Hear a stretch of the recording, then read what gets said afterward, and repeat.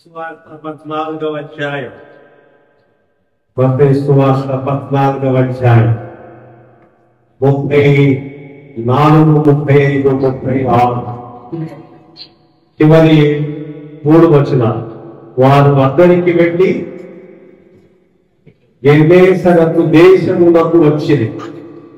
అక్కడి జనులు ఆయనను గుర్తుపట్టి చుట్టుపట్లనున్న ఆ ప్రదేశమంతటికి వర్తమానము పంపి రోగులనందరినీ ఆయన ఎందుకు తెప్పించి వీరిని నీ వస్త్రపు చెరుకు మాత్రము ముట్టనిమ్మని ఆయనను వేడుకొనిది. పుట్టిన వారందరూ స్వస్థత పొందిరి. పరిశుద్ధుడు పరిశుద్ధుడు పరిశుద్ధుడు పరమ తండ్రి దయచేసి ప్రభువా మీకు స్తుతులు స్తోత్రం. సార్వత్రిక క్రైస్తవ ప్రపంచం ఆత్మ సత్యములతో ఆరాధించుతుండగా మేము కూడా వారితో కలుసుకుని నామమును ఘనపరచడానికి మీరు మాకు అనుగ్రహించిన సమయాన్ని బట్టి మీకు స్తోత్రం. బోధింపబడుతూ వచ్చిన సంగతిని బట్టి మిమ్మల్ని స్తుతిస్తున్నాం. మా మధ్యలో మీ వెలికితో చదవబడిన లేఖనం ద్వారా మీరు మాతో మాటకారంగా కొనసాగించుమని యేసు నామములోనే అడిగి వేడుచున్నాము తండ్రి. దేవుని స్తోత్రం. మీ అందరికి కూడా ప్రభు నామము శుభవందనాలు. ప్రభునందు ప్రియులారా, మత్తయి సువార్త 14వ అధ్యాయం. మత్తయి సువార్త 14వ అధ్యాయంలో చాలా సంగతులు ఉన్నాయి. మరి ముఖ్యంగా మనం చివరి 3 వచనాలు చివరి పారాగ్రాఫ్ లోకి వచ్చాము. కానీ ఒకసారి ఆ అధ్యాయం యొక్క పూర్వపరాలు కూడా మనం చూస్తే ఏమేమి సంఘటనలు అందులో జరిగాయో వాటిని కూడా చూడటం మనం ఉచితం, అవసరం. మనం చూస్తే మొదటి పారాగ్రాఫ్ అంతట్లో మనం చూస్తే చతుర్థాధిపతి అయినటువంటి హేరోదు యొక్క జన్మదినం ఒకటి వచ్చింది. ఆ రోజున బాప్తిస్మిచ్చి యోహాను యొక్క తిరచ్ఛేదనం జరిగింది. ఇది మొదటి పారాగ్రాఫ్ అంతట్లో మనం చూస్తున్నాం. యేసుక్రీస్తు ప్రభు దోణి ఎక్కి అక్కడి నుంచి 2వ పారాగ్రాఫ్ అరణ్యంలో ఏకాంతంగా ఆయన వెళ్ళినప్పుడు గొప్ప జన సమూహం ఆయన్ని వెంబడిస్తూ వచ్చారు. ఆయన వారి మీద కనికరపడి వారికి బోధించాడు, భోజనం కూడా పెట్టి. ఇది తర్వాత పారాగ్రాఫ్ లో మనం చదువుతున్నాం. 2 తర్వాత ఆయన ప్రార్థన చేయడానికి ఏకాంతముగా ఆయన ఒక కొండ ఎక్కి అక్కడ ప్రార్థన చేస్తున్నారు. ప్రార్థన చేస్తున్నప్పుడు ఆయనకంటే ముందుగా అందరికి వెళ్ళాలని ఆయన అక్కడ ప్రార్థన చేసిన తర్వాత మనకంటే ముందుగా అందరికి వెళ్ళాలని ఆయన వారిని బలవంతము చేసి అప్పుడు వాళ్ళు దూరమే వెళుతున్నారు. ఆ తర్వాత రాత్రి 4వ జామున సముద్రం మీద వెళ్తున్నప్పుడు ఒకసారి అలలు వచ్చి వారు భయపడ్డారు. అప్పుడు ప్రభు ఆ సముద్రం మీద నీటి మీద నడిచి వచ్చినప్పుడు వారు భూకమని భయపడ్డారు. నేనే భయపడకుడి అని ప్రభు అన్నట్టుగా ఈ పారాగ్రాఫ్ లో చూస్తున్నాను. ఇప్పుడు చివరి 3 వచనాలు 14వ అధ్యాయం చివరి 3వ వచనం. వారందరికీ వెళ్ళి గెన్నేసరతు దేశమునకు వచ్చింది. అక్కడి జనులు ఆయన గుర్తుపట్టి చుట్టుపట్టనున్న ఆ దేశమంతటికి వర్తమానము పంపి రోగులందరినీ రోగులందరినీ ఆయన యుద్ధము తెప్పించి వీరిని నీ వస్త్రము చెంగు మాత్రము ముట్టుకొననిమ్ము. ముట్టుకున్న వారందరూ కూడా స్వస్థత పొందిరి. అద్భుతమైన సంగతి ఏంటంటే యేసుక్రీస్తు ప్రభు గెన్నేసరతు దేశమునకు వచ్చారు కాబట్టి అందరికీ చెప్పండి అని శిష్యులు చెప్పాలి. ఊళ్ళో ఉన్నవాడిని. అలాగని శిష్యులు కూడా ప్రచారం ఏం చేయలేదు. కానీ అక్కడ ఉన్న జనులు ఏం చేశారో తెలిసిందా? వారే ఆ గుర్తుపట్టి అందరి చుట్టుపక్కల ఉన్న వారి దగ్గరకు ఒక సమాచారం పంపారు. ఇదిగో రోగులందరూ కూడా రండి, యేసు ఈ ప్రాంతములకు వచ్చారు యేసయ్య, కాబట్టి మీరు అందరు రోగులందరూ తెప్పించారు. వాడే తెప్పించారు. వాడేమి శిష్యులు కాదు, వాడే పెద్ద విశ్వాసులని కూడా పెద్దగా మనకేం కనపడదు. ఒక సాధారణమైనటువంటి ప్రజలు. సాధారణంగా మనం ఏం చేస్తారు తెలిసిందా? ఏదన్నా ఒక మూలిక, ఒక ఔషధం, ఏదన్నా ఆకు, ఏదన్నా వైద్యం ఉందనుకో, ఒక మూలిక ఏం చెప్తారు తెలిసిందా? దానికి నయం అయిందనుకోండి వాళ్ళని, అది వాడితే ఏమంటే కొద్దిగా చెప్పండి. ఏంటంటే చెప్పకూడదు, చెప్తే నీకు పాటించు, చెప్తే పాటించుకోవడం ఏంటి అంటే వాళ్ళ దగ్గర నువ్వు బావు కాబట్టి అది అది బాగా అది ఎదురుగానే ఉంటుంది. నీ ఎదురుగా గోడ మీద కంప మీద బాగా ఆపే అయితే నేను వాళ్ళు ఏం చేస్తాను, నీకు చెప్పకూడదమ్మా, చెప్తే నీకు వైద్యం పాటించడం. ఎందుకు పాటించడం? పాటించకపోతే ఆయుర్వేదికి సమర్థమైన వాళ్ళు ఈ మూలికలు, ఈ ఆకు దీనికి వాడుతుంది, దీనికి వాడుతుందని పని కట్టుకుని వైద్యంలో చెప్తున్నారుగా రోజు టీవీలో. అలా పని చేస్తున్నాయి కానీ మనకెందుకు పని చేసిందా? కొందరికి ఇట్లా ఆశ్చర్యంగా ఉంచితే ఏమన్నారు, ఈ మూలిక దీనికి, ఈ ఆకు దీనికి పనిచేస్తుంది, అది దీనికి పనిచేస్తుంది అని ఉంటాయి మనం ఎక్స్ప్లెయిన్. కానీ మనం అడిగేవాళ్ళనుకోండి, ఏంటంటే చెప్పండి తెలుసుకుంటానంటే చెప్పకూడదు, నీకు పని అని రహస్యం పెడతాం. ఇక్కడ సాధారణమైనటువంటి జనులు ఏం చేశారు తెలిసిందా? ఏదో యేసయ్యకి వచ్చాడు కాబట్టి మన రోగాలు, మన గర్భం మనమే విడిపోయి మనంతట మనం రోగములు, వ్యాధులు దీర్ఘకాలంగా ఉన్నవి కానీ ఏవైనా కానీ మనం ఆయన దగ్గరికి వెళ్ళి బాగు చేసుకుందాం, బాగుపడతామని వాళ్ళంతటా వాళ్ళే కదా చుట్టుపక్కల ఉన్న వాళ్ళందరికీ, అది చుట్టుపక్కల ఉన్న వాళ్ళందరికీ సమాచారాన్ని పంపించి రోగులను ఆ ప్రదేశమంతటికి వర్తమానము పంపి రోగులందరినీ ఆత్మను తెప్పించింది. గవర్నమెంట్ తెప్పించిన వాళ్ళు సాధారణంగా ప్రజలు, అక్కడి జరుగుతుంది అంతే ఒకటే. అక్కడ ఉన్నటువంటి జరుగుతుంది వాళ్ళేమి విశ్వాసులే కాదు, వాళ్ళేమి యేసు ప్రభువుని వెంబడించున్నవారే కాదు, అంతకుముందు నమ్మారని నమ్మలేదని దానికి వచ్చేది బైబిల్ వారి గురించి చెప్పట్లేదు. వేరే ఒక సూత్రం బైబిల్ వివరించేటప్పుడు వేరే Bible silent, we must be silent. ఎక్కడ బైబిల్ మాట్లాడలేదో మనం కూడా అట్లాగే మాట్లాడకూడదు, ఊహించుకోవడానికి కుదరదు. వాడు అక్కడున్న జనులు అని ఏం చేశాను తెలిసిందా? ఒక అద్భుతమైన మాట, దే రికగ్నైజ్ జీసస్. ఆ ఒక మాట కోసం చెప్తున్నాను, యేసు ప్రభువుని గుర్తెరిగి, గుర్తుపట్టి అనే మాట. ఒక శిష్యులు కూడా అందరూ ఆయనలాగానే ఉంటారు కాబట్టి ఆయన్ని గుర్తి అందరు యూదులకు ఒక రకమైనటువంటి డ్రెస్ కోడ్ కూడా ఉంటుంది. శాస్త్రులు, పరిచయులు, సద్దుపయులు నాకు యూదుల్లో తెగలు ఉన్నారు. ఆ సెక్స్ ఉంటాయి కదా, ఆ తెగలు ఉంటాయి కదా, ఒక్కొక్కరు ఒక్కో రకమైన వస్త్రధారణ. యూదులు ధర్మశాస్త్రోపదేశకులు ఇలాగా ఒక తలపాగా పెట్టుకుని దానికి ఒక రకమైన గుడ్డ కట్టుకుని అదో రకంగా. కాబట్టి ఈయన్ని గుర్తుపట్టడం అంటే 12 మంది శిష్యులలో ఈయన కనుక్కోవడమే కొంచెం యేసు కనుక్కోవడమే కష్టమైంది, కొందరిని కనుక్కున్నారు అది కాదు అర్థం. ఆయన గుర్తుపట్టి ఏంటంటే they recognize that Jesus is an infinite one, అది ముఖ్యమైనది. They recognize Jesus as infinite, అది మన భాగం.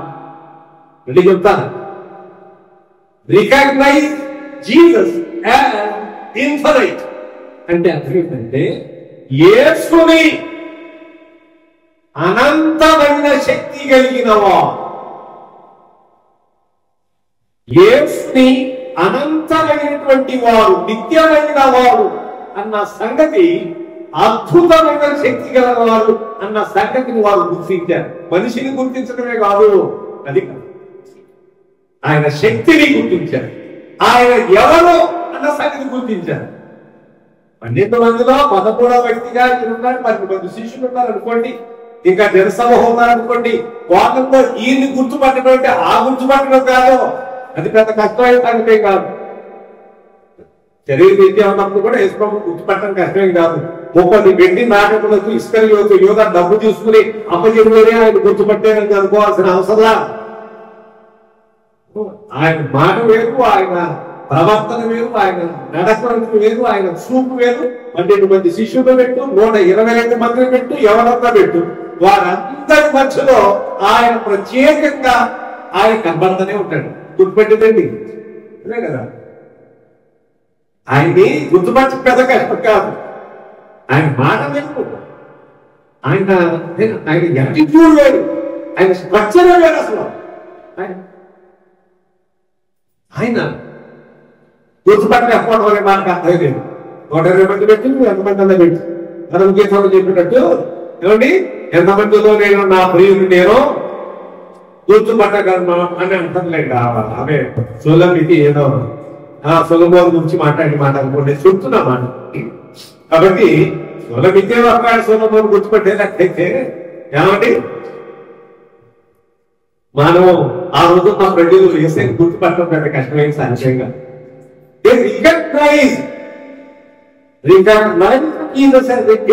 ఇది ముఖ్యమైన సార్. యేసు ఒక అసాధారణమైన వ్యక్తి. యేసయ్య ఆయన నిత్యమైనవా, అద్భుత కార్యములు చేయగలిగినవా, అది గుర్తుపెట్టారు.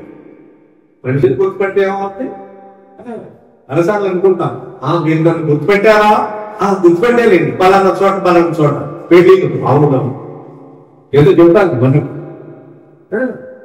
నేను గుర్తున్నా, గుర్తుపెట్టావా అని అడుగుతా ఉంటారు. ఎక్కడమ్మా, ఎక్కడో చోట ఏదో చెప్తాను. ఇప్పుడు గుర్తొచ్చింది. గుర్తొస్తే మాత్రం ఏం తెలిసిందండి వాళ్ళ గురించి ఎందుకంటే అంతే కదా. పలానా చోట పెళ్లిలో కలిసేవాళ్ళు గుర్తుంది. ఆ రూపమో లేకపోతే పొందుకో ఏదో మొత్తాన్ని చూసాం. కానీ ఏసైనా అంత రీతిగా భౌతికంగా యేసును గుర్తించడం అనే మనకి గుర్తిస్తే గుర్తించకపోతే అసలు ఇంకా పెద్ద విచిత్రమైన సంగతి, యూదులైనటువంటి వారు, ఆయన్ని పరిశీలించినటువంటి వారు, శాస్త్రైనటువంటి వారు, సత్తుకైన ఈ యూదులో ఉన్నటువంటి తెగల వారు ఎవ్వరు కూడా ఆయన్ని అంగీకరించరా, గుర్తించరా. ఆయన్ని they rejected him. They rejected him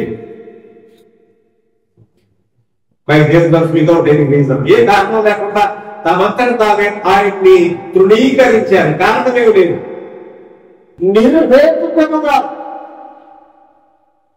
ఏ హేతువు లేకుండానే ఆయన తృణీకరించిన వారు ఉన్నారు. యూదులైన వారు, శాస్త్రులు, పరిసయ్యులు, మత నాయకులు. మతం ఆరంభంలో ఏం చేసి తెలిసిందా? ఇక్కడ చూస్తున్నా, ఇక్కడ ఒక పోస్టులో ఈ ఊరిలో ఏ విధంగా ఒక పోస్ట్ పెట్టారు, జాగ్రత్త ప్రమాదం వస్తుంది మనకు కూడా తెలుసుకోండి. ఈ ఊరిలో ఎవ్వరు కూడా ఏ విధమైనటువంటి మత అన్య మతం లేదు, అంతా ఒకటే మతం ఉంది ఈ ఊర్లో. ఎవరు ప్రవేశించడానికి వీలుదని ఊరు బయట ఊరు రాసి ఇది గ్రామ పెద్దల నిర్ణయం అని రాశారు. ఎంత మూసేసుకుంటే ద్వారం మూసుకో, చేసేది దాన్ని బైబిల్ ఏం చెప్తుంది? ఏమండి, ఎవరంతగా వాళ్ళు హృదయం మూసేసుకున్నా, నీ గ్రామం స్వార్థ వినిపించబడకుండా నీవు మూసేసినా, నీ హృదయాన్ని మూసేసినా నష్టం ఎవరికి వస్తుంది?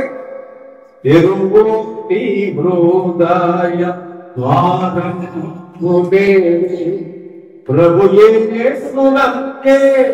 రక్ష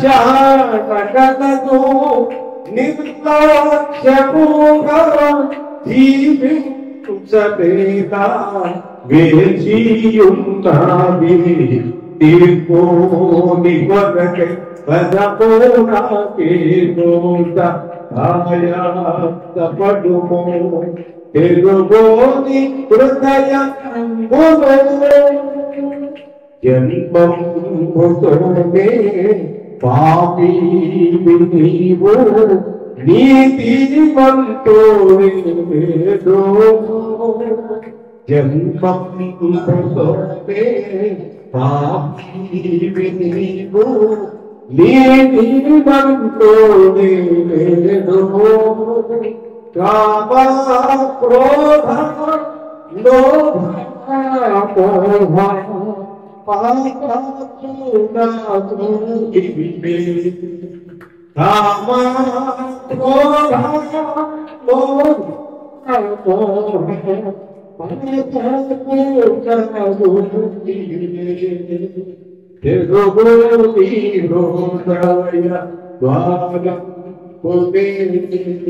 ప్రభు యేసునందే రక్షణ కలదు నిర్లక్ష్యముగా జీవింపేలా వేచియున్నావి తీర్పుని కొరకై పరపోనాకే నోట ఆయాసపడుమో తెలుగోని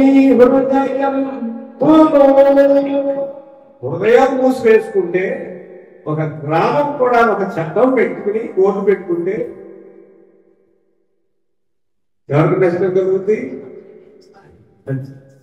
ఉండే మూసేసుకోకూడదు. ఆయన హృదయమని నిలుచుని తెలుసుకోవాలి కదా. తెలుసుకున్న తర్వాత అవునో కాదో నిజమైతే వెంబడించు, లేకపోతే అంతే కదా. ముందే హృదయాన్ని మూసేసుకుంటే నా బాధనేది తప్పుగా తప్పి రుచిలోకి తెలుసుకొని యెహోవా ఉత్తముడని ఆయనను ఆశ్రయించిన నరుడు దొరకగా చెప్తాను. ముఖ్యమైన మాట ఏమండి? They recognized him as an infinite one. ఇది ముఖ్యమైన. అందుకంటే మందిలో 12 మందిలో 13 మంది లేకపోతే ఇంకా చాలా మంది ఆయన వెంబడిస్తున్నారు కాబట్టి వాళ్ళలో యేసు అమ్మ గుర్తుపెట్టారు. ఈగా అది కాదు, ఆయన యొక్క అసాధారణమైన శక్తి, ఆయన దైవత్వం ఇస్ సూపర్ న్యాచురల్ పవర్ అంటారు. ఒక సాధారణమైన శక్తి ఏమిటో వారు గుర్తించగలిగారు కాబట్టి చుట్టుపక్కల ఉన్న వాళ్ళందరినీ కూడా కబుర్ చేశారు. ఏమండి? తరగతి రోగం నయమైతే అనుకోండి, ఎవరు చెప్పకూడదు అనుకుంటావా? అంతేదిగా దేవుడు ఉంటారండి. సాధారణంగా ఒక హాస్పిటల్ పోయామనుకోండి, వయసు నయమైంది అనుకోండి, అవతల మనం మాట్లాడతాం, వాళ్ళు మన శత్రువులు అయినా సరే చేస్తాం. సరే ఏమో నేను మాట్లాడను కానీ నువ్వు చెప్పు, ఆ హాస్పిటల్ పోతే రోగం తగ్గుతుంది కానీ తక్కువ చెప్పిస్తాను. ఏ మనిషి అన్నాక మనిషి కాదని తక్కువ ఉండదు, అంత కఠినంగా ఉండవు. సరే ఉద్యోగం ఉంటే ఉండొచ్చు, అది వేరే సంగతి. అన్ని రకాల మనుషులు ఉంటే అది వేరే సంగతి. కానీ సహజమైన సాధారణంగా ఏంటంటే ఎక్కడైనా వయసు జరిగింది అనుకోండి, నయం అయింది అనుకోండి, ఏది చెప్తాం సాధారణంగా వాళ్ళు మనతో మాట్లాడిపోయి సరే వాళ్ళకి జన్మను కొద్దిగా తగ్గుతుంది, బాగుంటుంది, నేను అక్కడ వెళ్ళాను చెప్తాను కదా, అంతే కదా. చెప్పకుండా ఉంటారు తేలిగ్గా. ఒక స్వస్థత కలిగితేనే, సాధారణంగా ఒక స్వస్థత కలిగితేనే అంతే మనము ఇష్టమున్నా ఇష్టం లేకుండా చెప్తామే. దీని అంతకంటే ముఖ్యంగా ఒక రక్షణ పాప క్షమా ఎవరికైనా చెప్తున్నావా? చెప్తా. ఇక్కడే 25వ తారీఖు వస్తుందిగా, జనులు చెవుల్లో దూరి పెట్టుకోవాలి, రక్తాలు కానీ చెప్తాం. ఇక్కడ చెప్తే ఏమొస్తుంది? అదే కదా. ఇక్కడ చెప్తా బజార్లో చెప్పాలి, బయట కూడా చెప్పాలి, నామకు చెప్పాలి. ఇక్కడ చెప్తే ఏమొస్తుంది? 4 గోడల మధ్య ఏమీ కదా. ఎవరికి ఎక్కడ ఏం చెప్పాలో అక్కడ తప్పు చెప్తాం, ఎక్కడ ఎక్కువ చెప్పాలో అక్కడ తప్పు చెప్తాం, ఎక్కడ తప్పు చెప్పాలో అక్కడ ఎక్కువ చెప్తాం. మనం మరేది ఊళ్ళో చెప్తాం అందరికి. ఇక్కడ చెప్తే వస్తుంది, అనుకోవడం మధ్య అర్థం విశ్వాసమే కదా. దేవుడికి చెప్తానండి. కాబట్టి ఆమె ఏం చేసింది? ఎవరో సమరయుద్ధం ఏం చేసింది? ఊరిలోకి పోయి ఆమె ఊరిలోనికి వెళ్ళి గుట్ట విడిచిపెట్టి ఊరిలోనికి వెళ్ళి నేను చేసినవన్నీ నాకు చెప్పిన వారిని వచ్చి చూడండి, ఈయన మెస్సయ్య కాదా? ఎంత పెద్ద క్వశ్చన్ మార్కుల వేదాలు ఇస్తాడు. మెస్సయ్య కాదా ఉంది చూద్దాం. అన్ని ఇబ్బందులు వచ్చారు. వచ్చిన తర్వాత వారి పెద్ద ప్రశ్నకు వారి హృదయములో వారి ఎదుట వేలాడుతున్న పెద్ద ప్రశ్నకు జవాబు దొరికేమంటారు తెలుసుదా? నీవు చెప్పిన మాటను బట్టి కాదమ్మా, మీరు వచ్చి చూసిన తర్వాత అర్థమైంది ఏంటంటే ఈయన నిజముగా లోక రక్షకుడు. మీ మాటను బట్టి మాత్రమే కాదు, చూడటం ద్వారా మేము తెలుసుకున్నాం. ఒక ముఖ్యమైన సంగతి మీకు జ్ఞాపకం చేస్తా. అది ఎవరు తెలిసింది ఎంత గొప్ప విశ్వాసం. విశ్వాసానికి కూడా శక్తి ఉండాలి. విశ్వాసం విశ్వాసం విశ్వాసం అంటే గొప్ప, విశ్వాసానికి కూడా శక్తి ఉండాలి. ది పవర్ ఆఫ్ ఫెయిత్ అంటే ఇక్కడ నేను విషయంలో చెప్తా మీకు. వాడు వచ్చి నీ వస్త్రపు చెంగు మాత్రము ఉండని ముఖాలు అంతే. అందరికీ ప్రార్థన చేయి ప్రభు, చదువులు పెట్టి వారు అందరికీ ప్రార్థన చేయి, వారికి స్వస్థత ప్రార్థన చేయి, స్వస్థపడినట్లుగా ఎవరు చెప్పారు వాళ్ళు?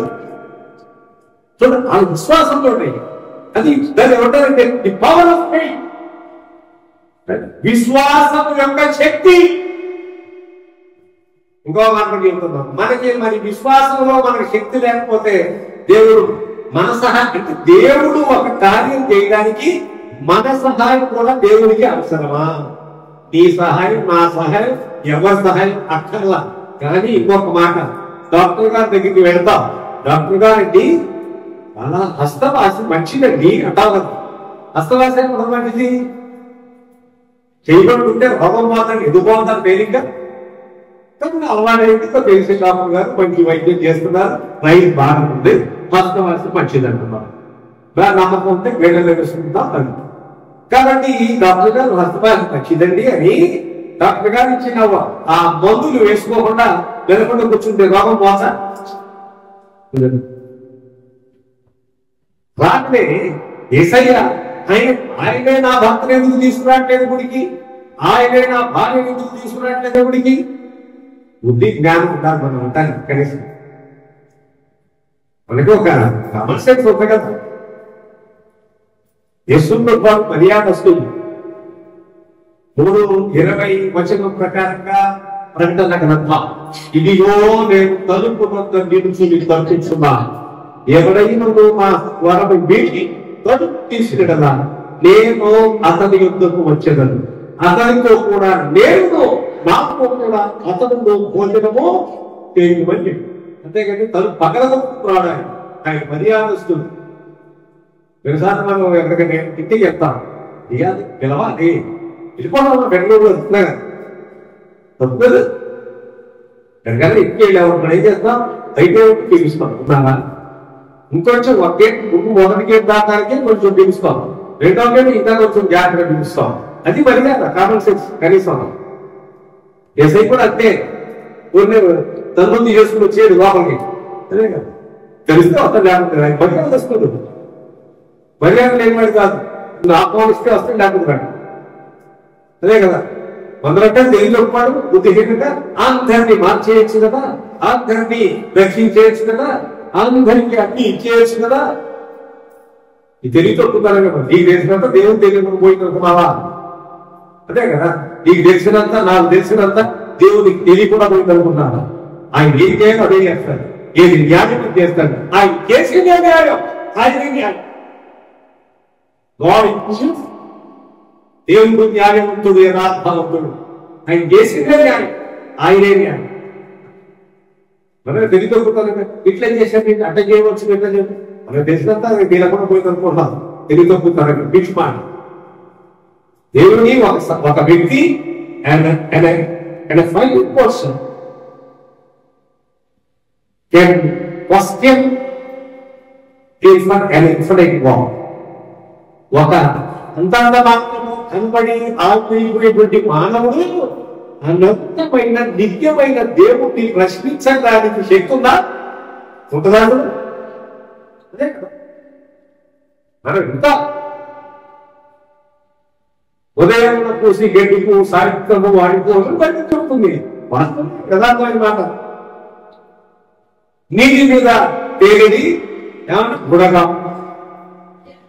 కేద నుండి జానెడు నీటి బిందువు. చాలా పోలికలు ఉన్నాయి. ఏమండి? త్రాసు మీద భూమి, చాలా పోలిక ఉంది మానవుడి యొక్క ఆయువు, మానవుడి యొక్క ఉనికిని గురించి. ఇంత స్వల్పమైన దానిని దేవుడు ఎంత కాపాడుతున్నాడో 60, 70, 80 సంవత్సరాల దాకా, 100 సంవత్సరాల దాకా చూసుకోవాలి. వాటికి అర్థం లేదు. ఈ మధ్య ఒక పెద్ద బోధకుడు ఒక ఆయన చనిపోయాడు. చాలా మంచి బోధకుడు ఆయన, ప్రొఫెసర్. ఆయన గురించి ఎవరంటే తెలివితో కూడా బయట వారు ఏమండి ఆయన దక్కించవచ్చు కదా.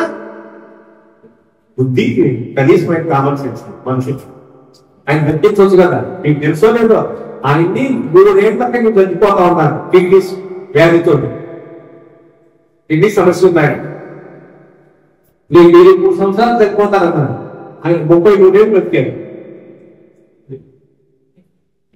ఆయన బాబులో 3 సంవత్సరాలు మీకు చనిపోతానని చెప్పేసిన తర్వాత 33 ఏళ్ళు బ్రతికాడు.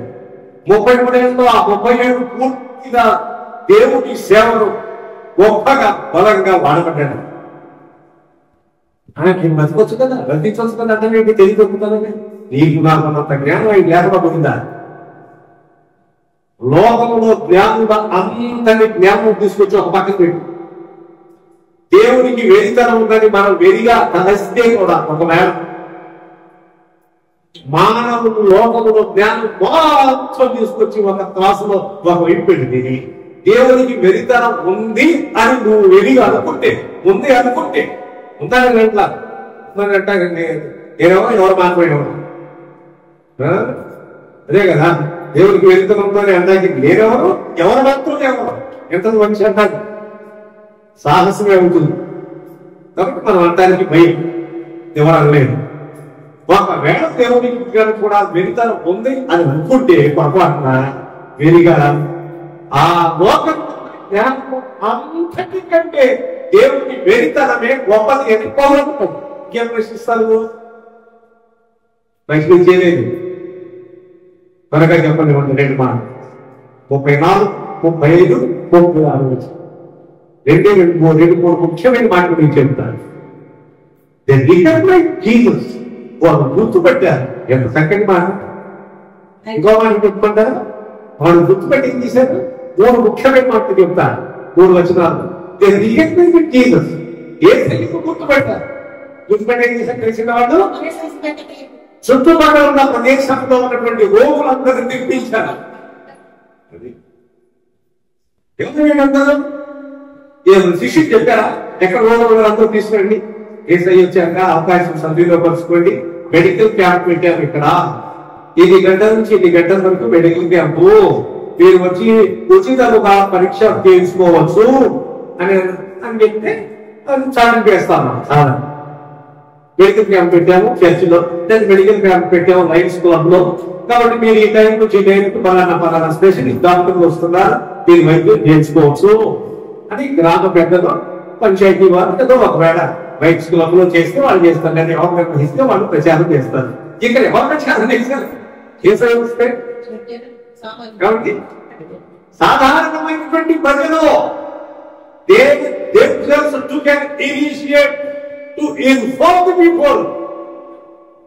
వాళ్ళు తనంతట తానే చొరవ తీసుకుని చుట్టూ ఉన్న ప్రజలందరికీ కూడా వారు తెలియదు.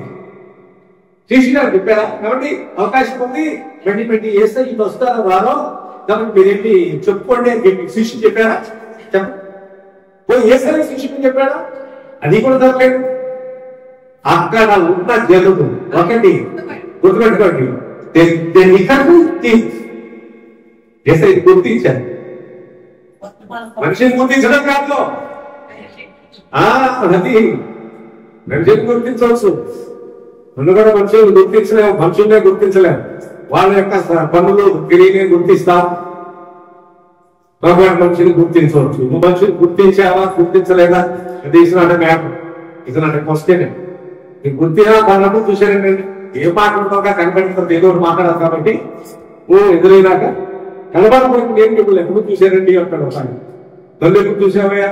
లేదు నీవు కానీ ఆ ప్రాంతానికి ఏ రాలేదుగా అన్నానేమో. కానీ లేదని మిమ్మల్ని ఎప్పుడో చూశారండి. చూసేందుకు చూడరాలే అన్నా. చివరికి ఏది మాట ఏ మాట లేకుండా ఏదో ఒకటి మిమ్మల్ని చూశారని అంటారు. నన్ను ఎక్కడ చూస్తా నేను ఎప్పుడు రాదు నువ్వు చెప్తున్న ప్రాంతానికి అన్నా. లేదంటే ఎక్కడో మాత్రం చూశాను. సరే చూసేవారు. ఇప్పుడు ఏమైంది? అట్లాగే యేసయ్యను గుర్తించారంటే మనిషిగా గుర్తించగలరు. వాళ్ళు యేసుక్రీస్తు ప్రభుని ఇతను ఇన్ఫనైట్ అనంతమైన శక్తి కలిగిన వాడు, నిత్యమైన వాడు, సర్వశక్తివంతుడు. ఇతరుని మాట ఏమండి? ఎందరు వారు గుర్తెరిగి వారు గుర్తించారు. They identified the common people, the normal people identified or recognized Jesus that he is an infinite. ఆయన అనంతలో సర్వశక్తివంతుడు అనే సంగతి గుర్తించారు. ఒకటి. రెండవది ఇమ్మీడియట్ గా ఏం చేశారు తెలుసుకుంటా? అందరికి చూడవంతమానం పంపించారు. అందరికి వంతమానం పంపించారు. వారందరూ రోగం తెప్పించారు. హాస్పిటల్ ఇంకా క్యాంప్, మెడికల్ క్యాంపే అంతే కదండి. మొబైల్ మెడికల్ క్యాంప్ అని వేసే అక్కడ ఉంటే అక్కడ అంతే. మెడికల్ క్యాంప్ ఎక్కడ సార్? మూడో ముఖ్యమైన మాట మీరు చెప్తారు. అది ఏముందని తెలిసిందా? ఎంత చక్కని మాట మీరు చదివితే, ఆయన వీరిని నీ వస్త్రము చెక్కు మాత్రము, ఇదే మాట అద్భుతమైన మాట. వీరిని నీ వస్త్రము చెక్కు మాత్రము ముట్టది ఆయన చాలు. అంటే ఎంత అద్భుతమైన ది టచింగ్ ఆఫ్ ఫెయిత్ అన్న, ది టచింగ్ ఆఫ్ ఫెయిత్. ఊరికని వాళ్ళు వచ్చి నీ వస్త్రం చెక్కు ముట్టుకుంటారండి. ఇది ఇంకేమంటారు? That is the power of faith. విశ్వాసం యొక్క శక్తి. వాళ్ళందరికీ ప్రార్థన చేసి ఎప్పటి నుంచో తెప్పించాం. మీరు అందరూ మీరు వస్తున్నారని ఇక్కడ ఒక మెడికల్ క్యాంప్ పెట్టాం, నేను వస్తున్నారని అందరూ తెప్పించాం. ప్రభు విసుపోకండి, కోపడకండి, అందరికీ ప్రార్థన చేయండి అని ఏమన్నా సిఫారసు చేశారా? పెద్ద ప్రార్థనలో శిష్యులు కొన్ని సిఫారసు చేశారా? అసలు ఇంకో మాట ఉంటుంది. యేసయ్య ఎక్కడ ఆయన ఉన్నా ఆయన భోజనము చేయడంలో సమయం దొరకలేదని ఉంది ఒక్కోసారి. మూడు ముఖ్యమైన సంగతులు. ఒకటి 34, 35, 36. ఈ 3 వచనాల్లో కనుక మనం చూస్తే ఎన్నేసలకు దేశములో ఉన్న ప్రజలు యేసును గుర్తెరిగారు. ఎంత చక్కని మాట! గుర్తించగలిగా. మనిషిని గుర్తించడం కాదు, ఆయన వ్యక్తిత్వము, ఆయన శక్తి, ఆయన దైవత్వము, ఆయన ప్రభావము, ఆయన మహిమ, ఇది గుర్తించింది. మిగతా వాళ్ళందరూ యూదులు, శాస్త్రులు, పరిచయులు మనిషిని గుర్తించారు. వాళ్ళు ఎవరి వంటవారి కుమారుడు కాదా, యోసేపు మరియమ్మ కుమారుడు కాదా అట్లా చూసారు వాళ్ళు. వీళ్ళు చెప్పుకోరు వాళ్ళకంటే అదే కదా. వాళ్ళ ఇది గుర్తు వేసుకున్నాము మెస్సయ్యగా. మనం అనుకుంటాం ఇవాళ అన్ని అనేక కార్యములు ఆయన జరిగినాయి కానీ, తర్వాత మన భూములో జరుగుతున్నాయి కానీ, ఇవన్నీ చూసి వాళ్ళు నమ్మటం మనకు కష్టం అవ్వకూడదు. వాళ్ళకి కష్టం అవ్వాలి. ఎందుకు చెప్పన్నారా? ఒక వైపున ఇశ్రాయేలీయులు లేకపోతే యూదులు అన్నటువంటి వారు, అలాగే మరొక ఎక్కడి నుంచి ఆయన శరీరంగా పుట్టాడో ఆ సొంత ప్రజలు, ఆ యూదులైన వారు ఆ ధర్మశాస్త్రంలో మోషే రాసిన ధర్మశాస్త్రంలో ఉన్నటువంటి సంగతులన్నిటినీ చదువుకుంటూ వచ్చినటువంటి వారు, ప్రవచనాలని ఎదిగినటువంటి వారు, దావీదు వంశం నుంచి మెస్సయ్య వస్తానని తెలిసినటువంటి వారు, వారే తృణీకరించారు. అలాంటప్పుడు వీళ్ళు నమ్మారు. చూశారు మతం పేరు నీకు ఒకవైపున శాస్త్రులు, పరిచయులు, మతంలో ఉన్నవారు మతము ఎప్పుడు కూడా యేసయ్యను అంగీకరించను. చెబుతున్నా మీకు. అది క్రైస్తవ మతం కూడా కావచ్చు. మీకు అర్థమైందలేదు. మతం ఎప్పుడు యేసుక్రీస్తుని గుర్తించలేదు. అది యోగ మతం కావచ్చు, చివరికి క్రైస్తవ మతం కూడా కావచ్చు. నువ్వు క్రైస్తవ మతంలో ఉన్నా కానీ నువ్వు యేసయ్య శక్తిని గుర్తించలేదు. ఎవరు పెట్టుకోమన్నాడు మతాన్ని? యేసయ్య పెట్టుకున్నాడు అన్నమాట. అంటే అంతే కదా. క్రైస్తవ మతంలో ఉన్నా సరే క్రీస్తుని గుర్తించలేదు. మతం వేరు, మతం ఆచారం, మతం సాంప్రదాయం, మతం గుడిదల. అదే చెప్తున్నారు. ఇజం ఇజం అంటే ఏంటంటే అర్థానికి ఇజం ఉంటాం కదా. Christianism, Judaism, Jainism, Buddhism, Hinduism, ism ఆకలి ఐఎస్ అని వస్తుంది. ఇజం చివరికి ఇప్పుడు మనుషులు వచ్చారు కొంత నాయకులు, వాళ్ళ పేరు కూడా పెట్టి వాళ్ళకి ఇజం అని పెడతారు. చివరికి సాధారణమైన వ్యక్తులు ఇప్పుడు ఉన్నటువంటి వాళ్ళు ఉన్నారు చూసుకుందరూ పేదస్తో మాట్లాడుతున్నటువంటి వాళ్ళు కొందరు ఉంటారు కదా, వాళ్ళకు కూడా ఇజం అని పెట్టారు. వాళ్ళ మతం. కాబట్టి మతం గురించి వివరణ తెలిసిందా? బైబిల్ చెప్తుంది ism is what who is sensing light in the darkness. అంటే ఒక వ్యక్తి చీకటిలో వెలుగుకై తడుములాడుకుంటా, అది మతం. మనం కూడా క్రైస్తవ మతంలో ఉంటే నువ్వు అట్లాగే ఉన్నట్టు లెక్క. మిగతా వాళ్ళకి మనకి తేడా లేదు. అది మన క్రైస్తవ మతంలో ఉంది. యోగ మతంలో అంతకంటే లేదు. ఏ మతంలో లేదు. యేసయ్య నడిచిన మార్గంలో నడుచుకుంటూ పోతున్నాం. అది తెలుసుకోవాలి ముందు. అర్థమైందండి. మూడే ముఖ్యమైన సంగతులు వెళ్ళొక్కసారి నన్ను గుర్తు చేయడం ముగించేటప్పుడు జన్మేసరతు దేశంలో ప్రజలు యేసయ్యది ఎంత చక్కని మాట.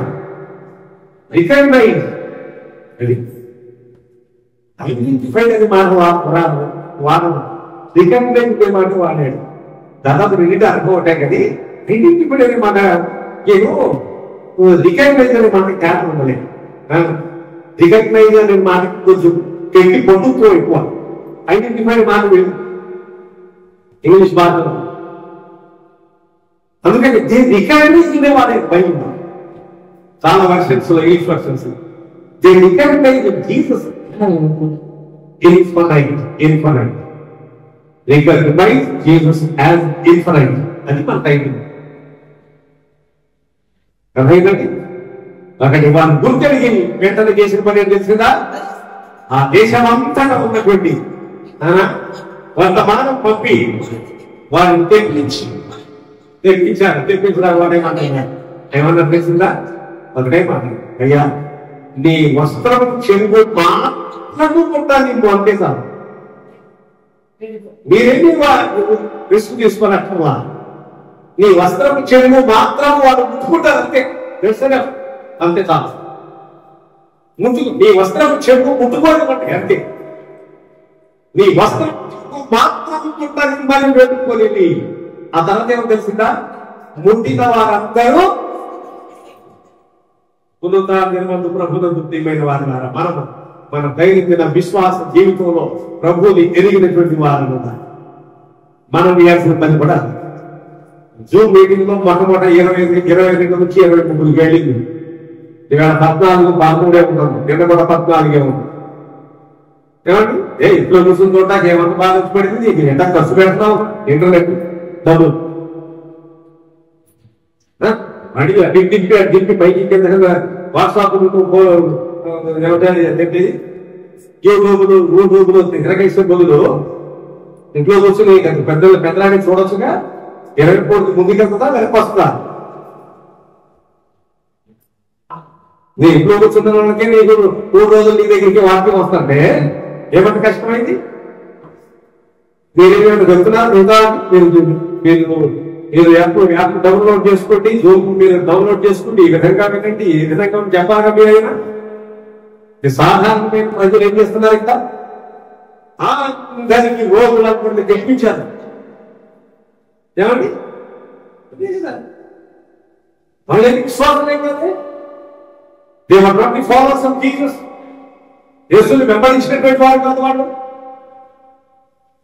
మనం ఏదో ఒక రీతిగా ఏదో ఒక రీతిగా ప్రతి విధమైన సమయాన్ని ప్రతి విధమైన అవకాశాన్ని సద్వినియోగపరచడానికి దేవుడు అవకాశం కలుగు చేస్తున్నాడు. ఆయన వాటిని పెట్టడానికి ఏదో ఒక సమయంలో ఏదో ఒక రీతిగా దాన్ని సద్వినియోగపరచుకోరా లేదా? విడార్థ రోగులంతా తెప్పించి ఒకటే బతిమాలుతున్నాడు. వాళ్ళకి బాగుపడ్డారు. స్వస్థత సాక్ష్యాలు ఉండేది అక్కడ ఇక్కడ చెప్తాను. దేవుడు చేసేది చెప్పొచ్చు, ఇక్కడే చెప్పక్కర్లా. మన డిపాజిట్ బయట ఏ డిపాజిట్ డిపోజ్ చేస్తున్నారు. నమ్మవలసిన వారు కొంతమంది ఉన్నారు. ఏసై తెలుసుకోవాలి, ఆయన ప్రేమ తెలుసుకోవాలి, ఆయన దైవత్వాన్ని తెలుసుకోవాలి, సరిగ్గా తెలుసుకోవాలి, జాగ్రత్తగా చెప్పాలి. చెప్పేటప్పుడు మర్యాదగా చెప్పాలి, చాలా పొలైట్గా అదేగా. అప్పుడు ప్రభుత్వం నమ్ముకుంటారు. ఎప్పుడు కాదు, అది సాధారణ పడదు.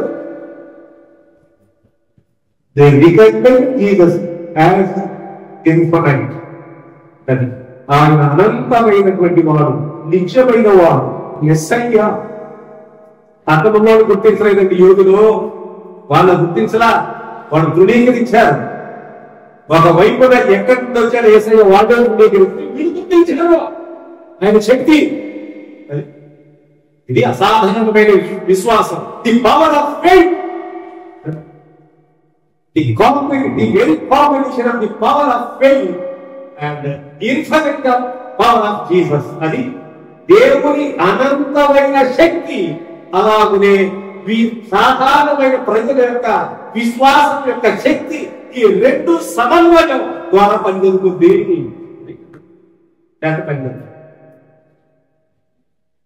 కాబట్టి మనం ఆయన స్తుతిస్తూ, ఆయన ధ్యానపరిచి, ఆయన గుర్తించి, ఆయన సాక్షులుగా ఆయన మహిమపరిచి అనేకులకు ఆశీర్వాదకరంగా జీవిస్తుగాక ప్రార్థన చేద్దాం. ఒకరి ప్రార్థన చేద్దాం.